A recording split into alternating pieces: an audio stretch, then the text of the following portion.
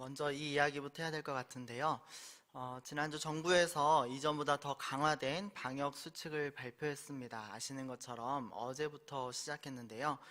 사실 구체적인 방역 수칙이 나올 때까지 한 주 내내 긴장했습니다. 참 어렵게 현장에서 예배가 열렸는데 혹시 다시 전면 비대면으로 전환되는 것은 아닌지 걱정했기 때문입니다. 매일같이 보도되는 뉴스들을 보면 현재 우리 상황이 결코 가볍지만은 않다는 걸 보여주는 것 같습니다. 특히 수도권 내에 중증 환자 전담 병상이 한계에 이르렀다는 소식이 들리기도 하고요. 또 어제는 코로나19에 걸린 임산부가 분만할 수 있는 병원을 찾고 헤매다가 급기야 구급차에서 출산을 했다는 이야기도 들었습니다. 이런 이야기가 멀리 있는 것만은 아닌 게 우리 성도님들 중에서도 또 우리 청년들 중에서도 코로나 확진 판정을 받으셨다는 이야기를 최근 빈번하게 듣게 되었습니다. 아무쪼록 무사히 치료받고 또 후유증 없이 일상으로 복귀하시기를 끝까지 기도하겠습니다.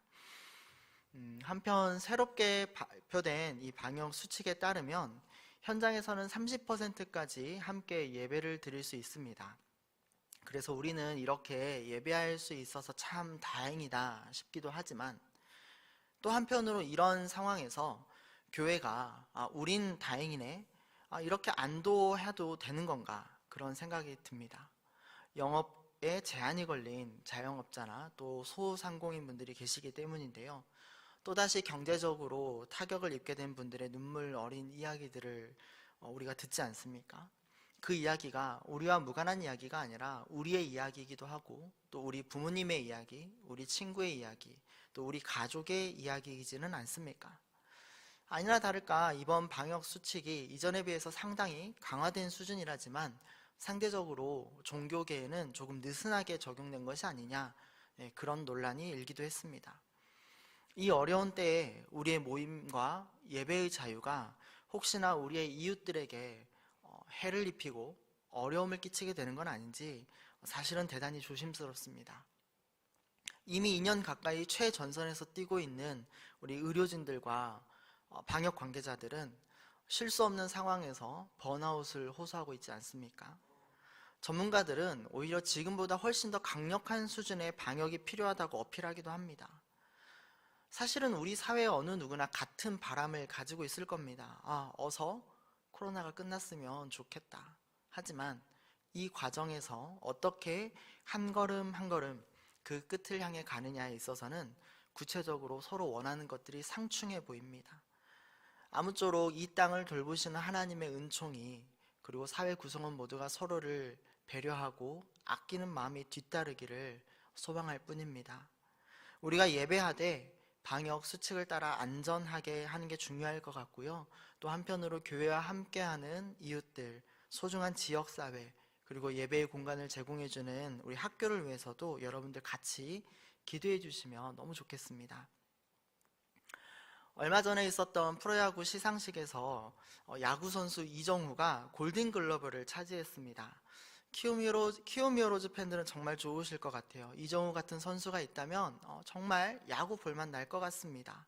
이 선수가 정말 대단한 게 데뷔 시즌을 제외하고 4년 연속 골든글러브를 수상했더라고요. 특히 놀라운 게 매 연차마다 최고의 성적을 기록한다는 거예요. 그 덕분에 매년 연봉도 신기록을 세우고 있다고 합니다.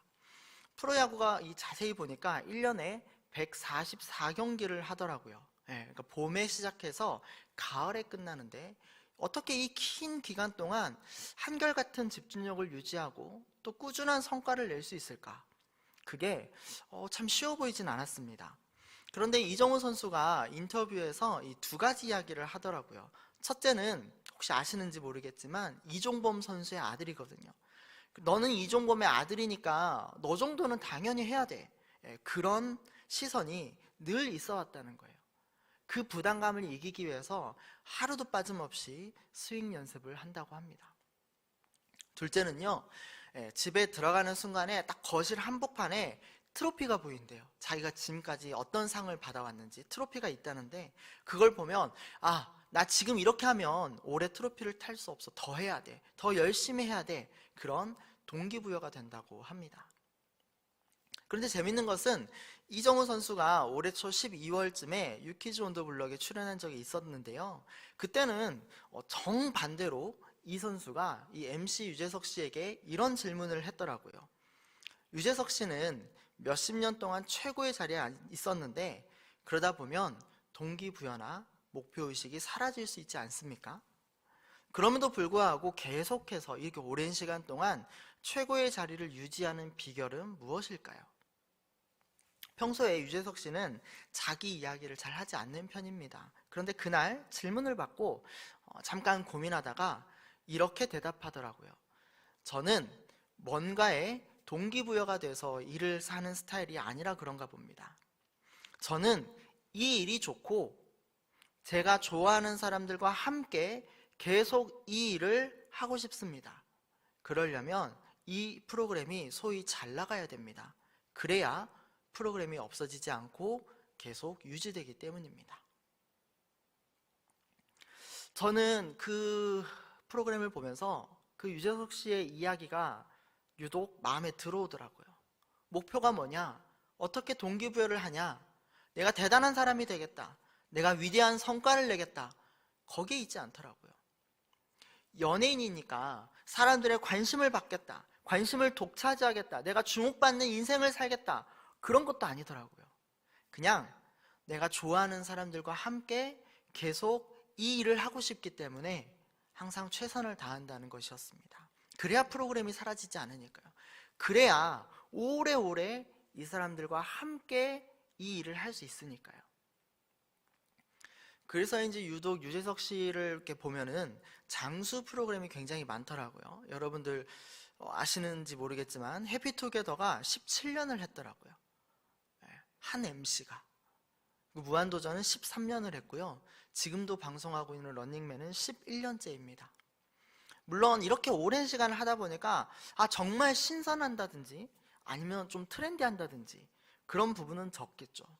하지만 그럼에도 불구하고 그 꾸준함에 함께한 많은 사람들이 새로운 기회를 얻더라는 거예요. 주역으로 발돋움하고 또 다른 프로그램에 가서 활약할 수 있는 계기가 되더라는 거예요. 누구든지 그 자리에 함께 있으면 소위 말하는 예능의 포텐이 터진다는 거예요. 마치 화수분처럼 말입니다. 여기에서 이 다른 이들과 함께 한다는 이야기가 저의 마음을 사로잡았던 것은 무엇보다 그게 우리 하나님의 마음을 닮은 부분이기 때문입니다. 저는 유재석 씨가 교회를 다니는지 신앙이 있는지는 잘 모르겠습니다. 다만 사람들과 타인과 함께하는 것을 소중히 여기는 그 마음만큼은 우리 성경이 증언하는 하나님의 성품입니다. 우리가 바로 그것 때문에 성탄절을 축하하고 또 대림절의 시간을 보내고 있지 않습니까? 우리가 매년 예수님께서 탄생하셨다는 것을 기억하고 축하합니다. 그런데요, 예수님의 탄생이 왜 우리에게 기쁨이 될까요? 우리도 사실은 1년에 한 번씩 생일을 맞이하니까요. 그날 예수님 생일이잖아. 12월 25일은 예수님의 생일이니까 특별한 걸까요? 마침 얼마 전에 우리 이청년부의 최종찬 전도사님이 생일이었습니다. 여러분 아셨나요? 우리 청년부 교역자들 중에서 우리 최종찬 전도사님이 가장 젊으십니다. 근데 이분이 하시는 말씀이 자기는 생일을 챙기는 게 너무너무 중요하다는 거예요. 그래서 그날은 저희 교역자들 회의가 참 많이 있었고 뭔가 좀 분주한 날이었는데 막 아침부터 자기 생일이라고 자꾸 이야기하더라고요.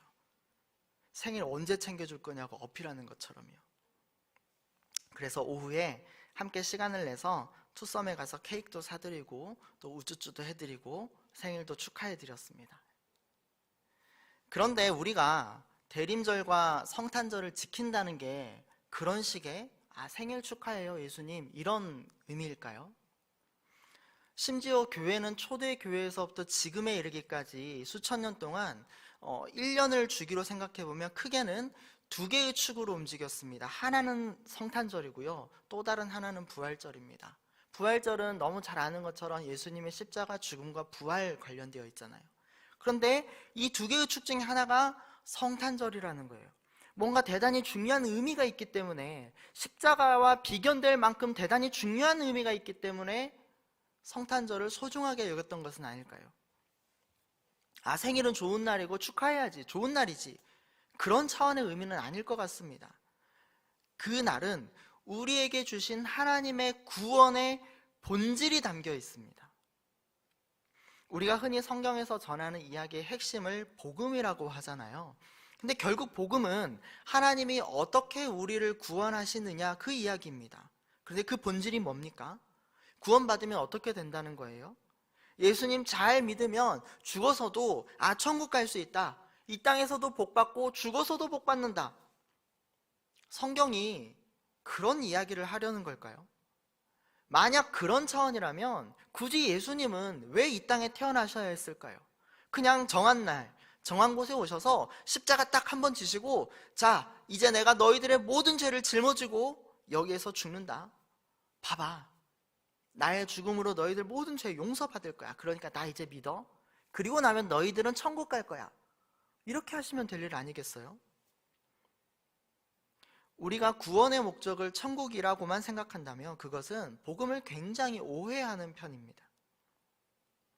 오랫동안 구원을 천국과 동일한 것이라고 생각하기도 했습니다. 그런데 그것은 기독교가 아니라 오히려 그리스 철학과 더 가까운 개념입니다. 우리가 너무 잘 아는 플라톤은 우리의 몸에 영혼이 마치 감옥처럼 갇혀 있다고 생각했거든요. 갇혀 있으니까 구원은 뭐예요? 풀려나는 거죠. 어떻게 풀려날까요? 우리가 죽을 때요. 그래서 플라톤은 죽음 이후에 몸은 사멸하고 우리의 영혼이 몸에서 탈출한다고 이야기했습니다. 그게 구원이었어요.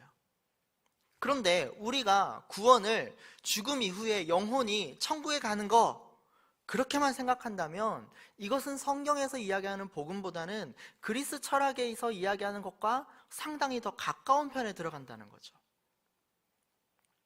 본래 교회가 선포했던 복음, 아니 오히려 우리 주 예수 그리스도께서 선포했던 복음은 그런 차원이 아니었습니다. 예수님은 단 한 번도 우리들에게 너희들 죽어서 천국 가라고 말씀하신 적이 없으셨어요. 천국은 우리의 궁극적인 목표가 될 수 없습니다. 하나님의 궁극적인 목표도 아니에요. 하나님께서 우리에게 주신 이 구원의 궁극적인 목표는 영원히 하나님과 함께 살아가는 삶입니다. 하나님과 우리가 함께 살아가는 것, 함께 사는 것, 함께 하는 것, 이게 성경이 약속한 영생입니다. 문제는요, 하나님과의 관계를 끊어버린 우리가 스스로의 힘으로는 하나님과 그 관계를 회복할 수가 없더라는 거예요. 하나님과 우리 사이의 그 무한한 단절을 우리 스스로는 극복할 수가 없다는 거예요. 사실은 많은 사람들이 바로 그 부분을 고민했거든요. 각자 자신만의 방법으로 하나님의 차원에 오를 수 있다고 생각했거든요. 그런데 성경이 바벨탑이 보여주는 것은 무엇입니까? 인간이 스스로의 힘과 능력을 과신할 때 무슨 일이 일어났습니까? 오히려 갈등과 분열에 빠지더라는 거예요. 자력으로 저 영혼의 차원에 연결되려고 했던 모든 사람들이 오히려 관계의 단절을 양산해내더라는 것입니다. 심지어 사람들과의 관계도 그렇지 않습니까? 우리 사람들 중에 굉장히 자기 자신 드러내기를 좋아하고 자기 중심적인 판단과 생각을 내세우는 사람들 있잖아요. 그런데 그 사람들 주변에 사람들이 모이지 않잖아요. 관계가 끊어지거든요. 바로 그것입니다. 우리는요, 우리 자신의 죄와 인간 본연의 한계를 어찌할 수 없는 사람들이라는 거예요. 우리가 스스로 하나님과의 관계를 끊었거든요. 그런데 우리는 그 문제를 해결할 능력이 없어요. 다시 하나님과의 관계를 회복할 수 없더라는 겁니다. 죄를 지을 능력은 있는데 죄를 책임지고 결과를 복원할 능력이 없는 거예요. 그런데 이 문제는 철저히 우리 인간의 책임이더라고요. 다른 어떤 존재가 대신해 줄 수 없는 부분입니다. 인간의 죄에 대한 책임은 인간 자신이 져야 되거든요. 그런데 인간에게는 책임질 능력이 없어요. 거기에서 딜레마가 발생합니다. 하나님의 구원은 바로 그 딜레마를 깨고 주신 은총입니다. 일그러진 그 하나님과의 관계를 어떻게 제자리로 돌이킬 수 있습니까? 누가 할 수 있어요? 누가 해야만 합니까? 하나님만이 하실 수 있습니다. 문제는 그걸 해야 되는 건 인간이라는 거예요. 하나님만 하실 수 있는데 인간이 해야 되는 거예요. 이 간극을 어떻게 메꿀 수 있습니까? 그래서 제2위의 하나님이 인간이 되기로 결단하셨습니다. 인간만 해야 되거든요. 우리가 성탄절을 기억하고 기뻐하는 것은 바로 그 때문입니다. 단지 2000년 전에 어느 날 이스라엘 땅에 한 아기가 태어났지, 야 너무 좋은 날이야, 생일이네, 이걸 축하하려는 게 아니라 그렇게 아기로 태어나신 분이 우리의 구세주이신 예수님이라는 거예요. 인간이 되신 하나님이시기 때문에 우리가 그날을 기뻐하는 것입니다. 하나님이 인간이 되셔서 우리 곁에 오셨기 때문입니다. 그 덕분에 하나님의 구원의 역사가 시작되었거든요. 우리가 12월 25일을 기억하는 것은 예수님의 생일이어서가 아니라 그날 우리를 향한 하나님의 구원의 드라마가 시작되었기 때문입니다. 그런데요, 이 제2위의 하나님이신 예수님이 요셉과 마리아의 아기로 태어났다는 것은 우리에게 무슨 의미일까요? 사실 우리 모두는 다 아기로 태어납니다. 그래서 이게 별로 새삼스러울 건 없습니다. 인간이라면 당연히 아기로 태어나잖아요. 근데 바로 그거예요. 하나님이 아기로 태어나셨다는 것은 우리와 동등한 인간이 되셨다는 것을 의미합니다. 예수님이 이 땅에서 인간인 척 하셨다는 게 아니에요. 인간 흉내를 하신 게 아니고요. 하나님이 인간 체험을 하신 것도 아니에요. 예수님은 정말로 완전한 인간이 되셨습니다. 그래서 우리와 함께 사실 수 있었습니다. 우리와 함께 밥 먹을 수 있었고, 우리와 함께 대화할 수 있었고, 우리와 함께 잠을 잘 수 있었고, 우리와 함께 이 땅을 살 수 있었습니다. 예수님이 아기로 태어나셨다는 것은 우리와 동등한 존재가 되셨다는 것을 의미합니다. 그렇다면 우리를 향한 하나님의 그 놀라운 구원은 저 높은 하늘의 차원에서 이루어진 게 아니라 바로 이 땅에서 이루어졌습니다. 우리가 발딛고 살아가는 일상의 삶, 그 현장에서요. 우리와 같은 인간이 되신 예수님이 우리와 함께 살아가며 하나님의 구원을 하루하루 이루어 가셨던 거죠. 그래서 하나님이 어떻게 우리를 구원하셨습니까? 이렇게 묻는다면 우리는 대개 십자가를 이야기하지만 사실은요, 예수님이 이 땅에 태어나셨다. 그리고 이 땅에서 우리와 함께 사셨습니다. 그런데 끝내 하나님의 뜻을 이루시기 위해 우리의 죄를 끌어안고 십자가를 지셨습니다. 하지만 죽음을 이기고 부활하셨습니다. 이렇게 이야기할 때 비로소 그분이 우리의 구원자시군요, 이렇게 이야기할 수 있는 겁니다. 예수님의 탄생과 삶은요, 십자가에 비해서는 가치가 좀 약하고 있으면 좋고 없을 수도 있는 그런 요소가 아니라 반드시 동등하게 있어야 하는 사건입니다. 아니 어떻게 태어나지 않은 분이 십자가를 질 수 있겠습니까? 우리가 또 구원의 궁극적인 목표가 천국에 보내는 게 아니라고 했잖아요. 하나님이 우리와 함께 사시는 삶에 있다고 했거든요. 그게 어떻게 가능하겠습니까? 하나님은 창조주시고 우리는 피조물이잖아요. 예수님 덕분에 가능해요. 인간이 되신 예수님, 아기로 태어나신 예수님, 그렇게 우리와 동등한 존재가 되신 예수님 덕분에 비로소 우리와 주님 사이에 완전한 사귐이 일어나더라는 거예요. 동등한 존재가 아니면 사귈 수 없거든요. 동등한 존재일 때 비로소 친밀한 교제가 이루어지거든요. 동등한 존재가 아니라면 영원히 함께 살 수는 없거든요.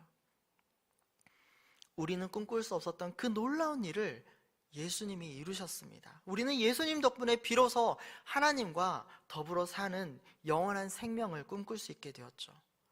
정말로 하나님이 우리와 함께 하길 원하셨기 때문에 예수님은 우리와 동등한 존재가 되셨습니다.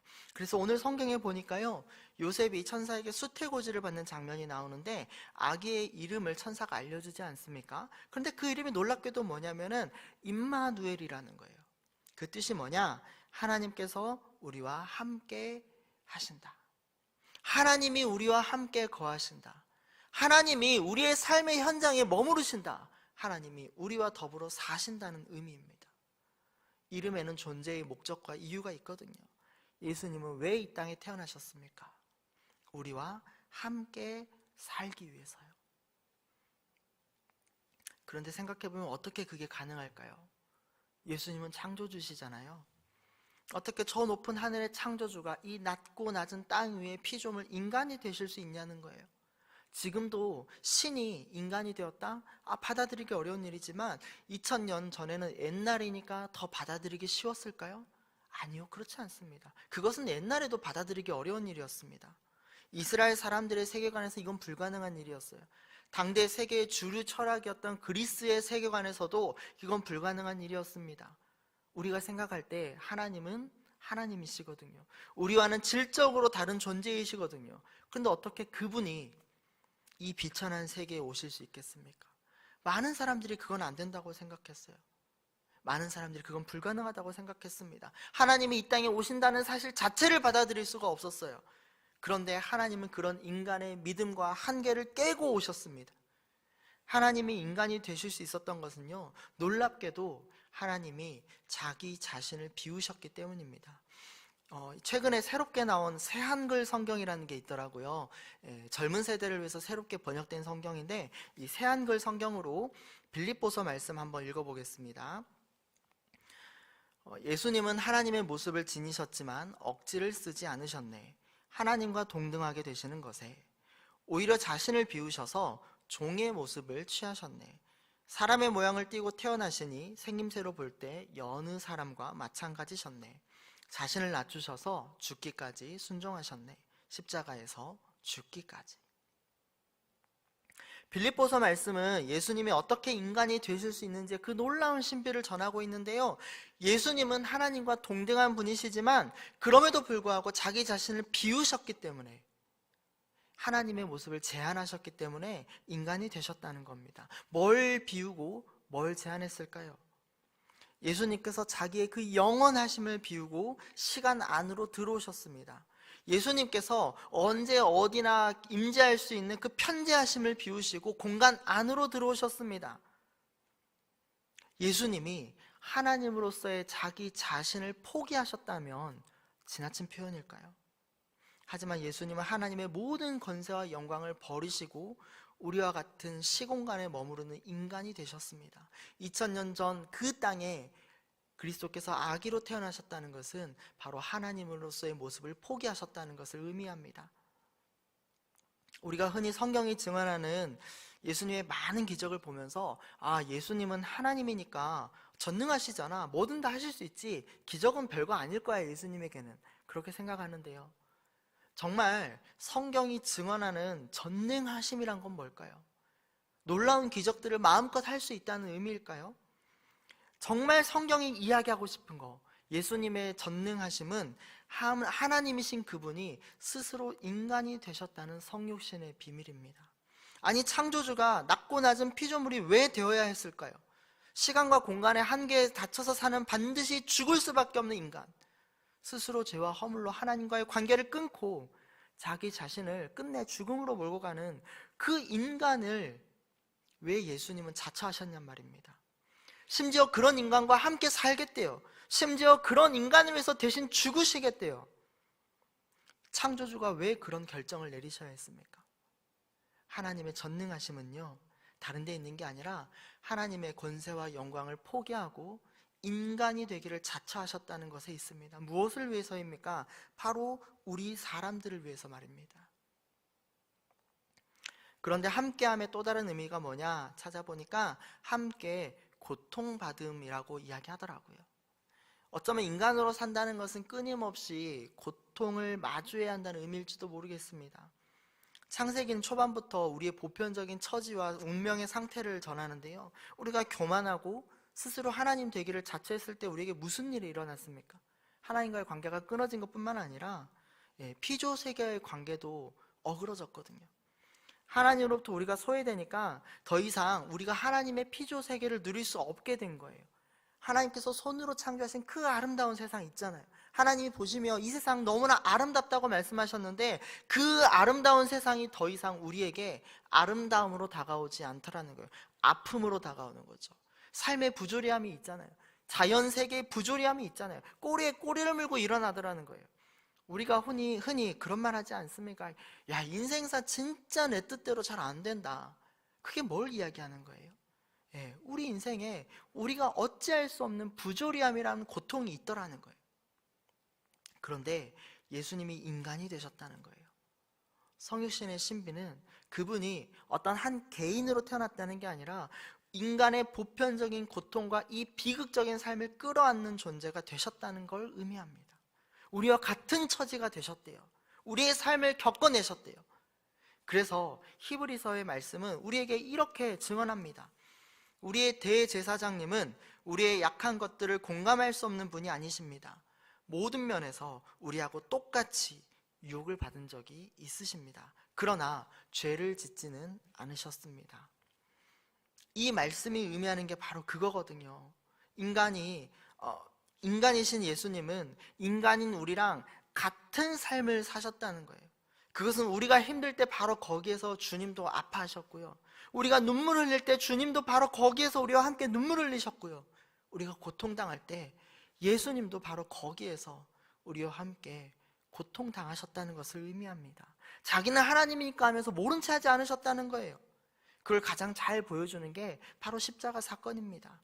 사실은 우리에게 다가오는 가장 궁극적인 고통과 두려움은 죽음일 것 같은데요, 그건 예수님에게도 예외가 아니었습니다. 예수님은 예수님이니까 쉽게 십자가를 진 게 아니잖아요. 예수님도 십자가를 앞두고 얼마나 많은 번민과 고뇌 속에 빠지셨습니까? 할 수만 있다면 예수님조차 그 죽음의 순간을 피하고 싶어 하셨거든요. 하지만 끝내 하나님의 뜻을 따르기로 작정하셨을 때 예수님은요, 고고한 죽음이나 어떤 우아한 죽음을 맞이하셨던 게 아닙니다. 이럴 만도 하잖아요. 그 죽음은 사실 보통 죽음이 아니니까요. 인류의 모든 죄를 떠안고 대신하는 죽음이니까, 희생적 죽음이니까 막 스포트라이트를 받으면서 화려한 피날레를 장식할 수도 있잖아요. 하지만 너무나 놀랍게도 성경에 보니까 예수님은 악한 강도들 사이에서 십자가에 달리셨습니다. 예수님의 십자가는요, 골고다 언덕에 선 유일한 십자가가 아닙니다. 죄수들 사이에 함께 달린 여러 십자가들 중 하나였어요. 이게 보여주는 게 뭐냐면은 예수님은 마지막 죽음, 그 두려움과 고통의 현장에서 끝까지 사람들과 함께 하셨다는 거예요. 그분의 죽음에 담긴 그 엄청난 의미가 무색할 만큼이나 예수님은 죄인들 중 하나로 죽임당하셨습니다. 헐벗은 가운데 있었던 사람들, 그 곁에 예수님이 계셨고요. 죽어가는 사람들 그 가운데 예수님이 계셨습니다. 누군가는 그러더라고요. 그 사람들은 마땅히 자기 죄 때문에 죽어야 될 죄수들 아니냐고. 자기 죄값이라고요. 그렇습니다. 죄값이죠. 그런데 우리들은 어떻습니까? 그럼 우리는요? 우리는 하나님 앞에서 어떤 존재입니까? 우리도 실상 하나님 앞에서는 그런 사람들 중 하나는 아닙니까?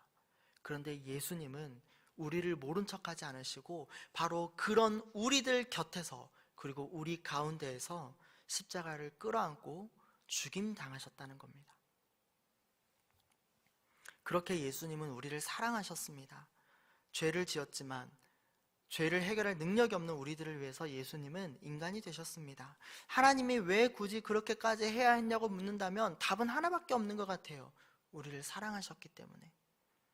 우리도 사랑하면 같이 있고 싶잖아요. 사랑하면 함께 머무르고 싶잖아요. 사랑하면 뭘 하든지 같이 하고 싶잖아요. 사랑하면 나 자신을 높이기보다 나를 낮춰서라도 상대방과 수준을 맞추고 싶어 하잖아요. 제가 아이들과 함께 밥 먹을 때요, 아이들 밥 먹는 속도를 맞춰주거든요. 하면서 한 입 먹기고 저도 한 입 먹거든요. 왜냐하면 아이들을 사랑하니까요. 바로 그것입니다. 제2위의 하나님은 왜 인간이 되셨습니까? 사랑하니까요. 사랑하니까 함께하고 싶거든요. 함께하기 위해서는 우리와 같이 이 땅에 사셔야 했거든요. 그 외에 다른 길이 없더라는 거예요. 그런데 놀랍게도 하나님이 낮아지시니까 우리가 높아지더라는 거예요. 인간이 되신 예수님, 거기에서 우리의 모든 죄를 끌어안으신 예수님 덕분에 우리는 비로소 하나님의 삶에 참여할 수 있게 되었습니다. 하나님과 함께하는 영원한 삶을 소망할 수 있게 되었습니다. 그런데요, 그 놀라운 구원의 신비가 하나님께서 독단적으로 하신 건 또 아니더라고요. 예수님께서 인간이 되셔서 아기로 이 땅에 태어나실 수 있었던 것은 하나님 혼자 하신 일은 아닙니다. 오늘 성경을 보니까 그래요. 그 놀라운 구원의 드라마에 요셉과 마리아가 있더라고요. 처음 마리아가 수태고지를 받았을 때 생각해보면요, 그게 정말 쉬운 일이었을까요? 아직 결혼을 하지 않았던 마리아에게서 한 생명이 태어난다는데, 그것도 구약에서 오랫동안 예언했던 메시아가 바로 너의 몸에서 태어난다는 소식을 들었을 때 아멘 하면서 쉽게 받아들였을까요? 절대 있을 수 없는 일이잖아요. 당대 문화권에서 결혼하지 않은 사람이 아이를 낳는다는 것은 인격 살인을 당해도 할 말이 없는 일이었거든요. 마리아에게서 메시아가 태어날 것이라는 천사의 수태고지는요, 복음이 아니었어요. 저주이고 절망이었습니다. 사형 선고거든요. 하지만 그 마리아는 하나님을 향한 믿음을 가지고 용기를 내더라는 거예요. 아, 내가 주님의 구원 사건의 그 드라마에 참여하겠습니다.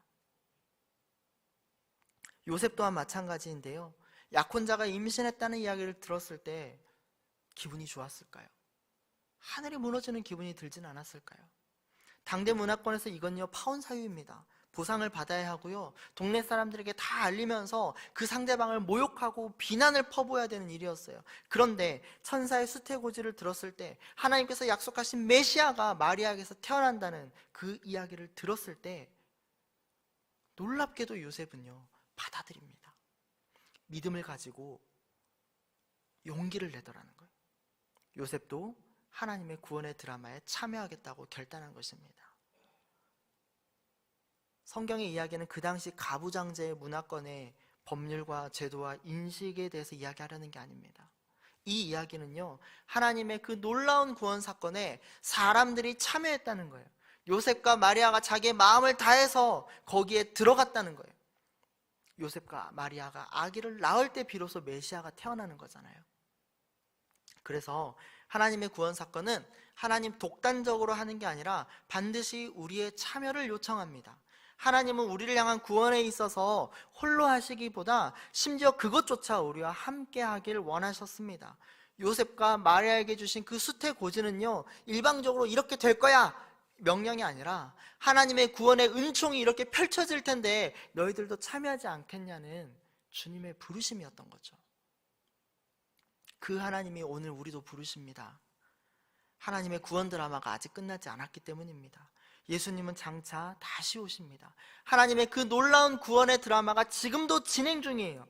그때까지 하나님과 함께 이 땅에서 구원의 드라마를 써내려갈 사람들과 교회를 하나님이 지금도 찾고 계십니다. 그래서 우리는 더 낮은 곳으로 향해야 합니다. 우리보다 덜 가진 이웃을 기억하고 우리보다 덜 누리는 이웃을 외면하지 않고요, 그분들의 아픔과 눈물에 공감하고 함께 머무를 수 있는 교회가 되어야 합니다. 하나님이신 예수님이 저 높은 하늘에 머무르지 않고 낮은 땅에 내려오셨던 것처럼 말입니다. 교회가 이웃에 공감하고 이웃과 함께하고 이웃의 어려움을 모른 채 하지 않고 이웃의 짐을 나누어 지고 이웃의 고통에 함께 아파할 수 있다면 하나님의 사랑이 온 세상에 펼쳐지지 않겠습니까? 그게 우리가 대림절을 지키는 이유입니다.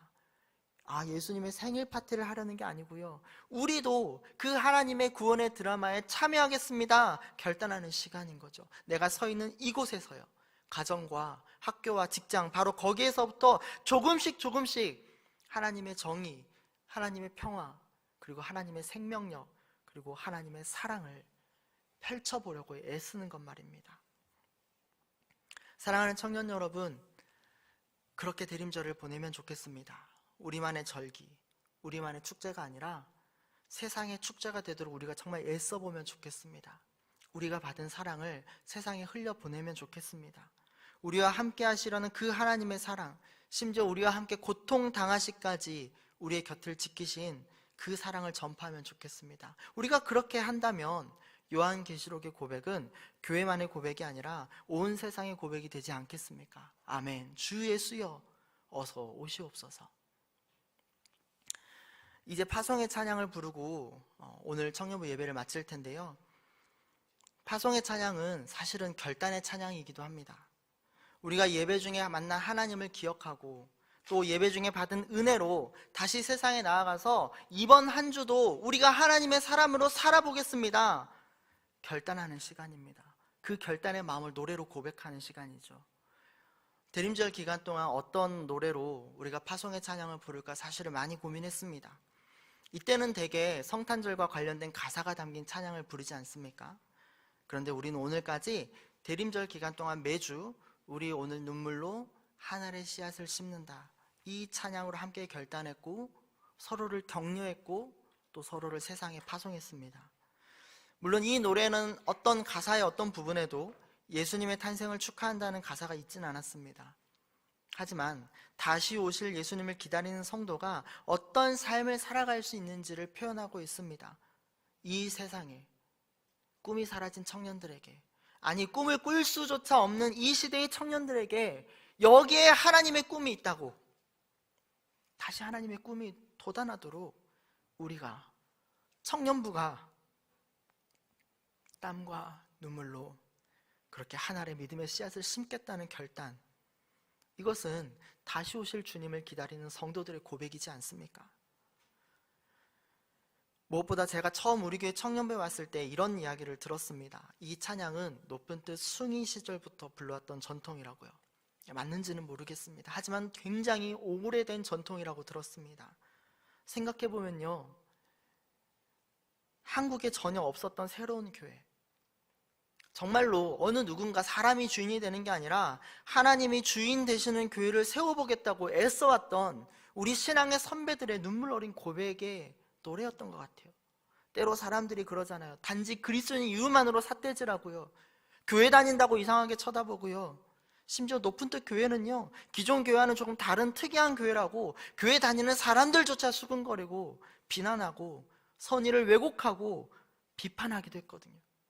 그럼에도 불구하고 많은 성도들이 예수님처럼 살아보겠다고, 예수님의 길을 따라보겠다고 매주 예배 때마다 결단하며 이 찬양을 부르지 않았을까, 그런 생각이 들었습니다. 그래서 오늘도 우리 함께 이 찬양으로 고백하고 싶습니다. 이제 우리도 그렇게 살겠다고요. 자기 자신을 비우신 예수님을 기억하며, 우리와 함께 사시려고 이 땅에 오신 예수님을 기억하며, 또 우리와 함께 고통받기를 자처하셨던 예수님을 기억하며 우리도 그렇게 살고 있다고요. 저는 교회의 결정에 따라서 올해를 끝으로 우리 청년부를 떠나게 되었습니다.